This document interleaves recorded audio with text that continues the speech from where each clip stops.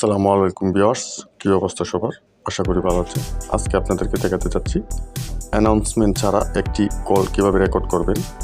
সাম্প্রতিক সময়ে সকল ডিভাইসে দেখা যাচ্ছে যে কোনো একটি কল রেকর্ড করতে গেলে সেখানে একটি অ্যানাউন্সমেন্ট আসে, এমন যে আপনার কলটি রেকর্ড করা হচ্ছে।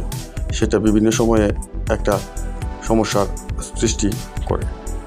তো সুতরাং চলুন দেখে নিই কীভাবে অ্যানাউন্সমেন্ট ছাড়া একটি কল রেকর্ড করতে পারি। সর্বপ্রথমে আমরা চলে যাব গুগল প্লে স্টোরে। গুগল প্লে স্টোরে এসে আমরা সার্চ বক্সে লিখব আলফাবেটিক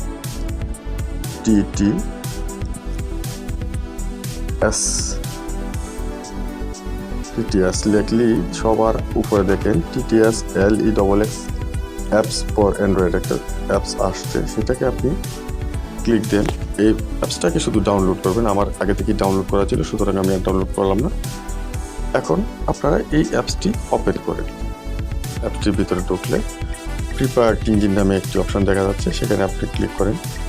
এখানে দেখেন ইউজার রিপোর্ট একটি অপশান আছে। এর মানে হলো এখানে আপনি এখন পর্যন্ত যে আগে যে ইউজ করছেন রিপোর্টটা এখানে আছে। এখানে আপনি এটাকে অন করে দিবেন। ওকে, দ্যাটস এনাফ। এখন আপনি এখান থেকে বেরিয়ে চলে যান আপনার ডিভাইসে ডায়াল প্যাডে গিয়ে একটু হোল্ড করে চাপ দিয়ে ধরে রাখুন। এমনভাবে একটি ডায়লগ বক্স আসবে। ডান পাশে সবার নিচে এফ ইনফো নামে একটি অপশান দেখা যাচ্ছে, সেখানে ক্লিক করুন।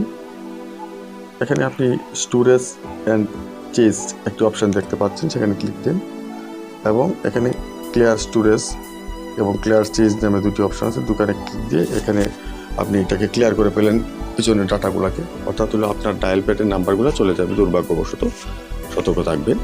এরপর নতুন একটি নাম্বার ডায়াল করবেন। অবশ্যই আপনার ফোনে কোনো অ্যানাউন্স থাকবে না ইনশাল্লাহ। আশা করি বুঝতে পেরেছেন। ভালো থাকবেন আশা করি। ধন্যবাদ সকলকে।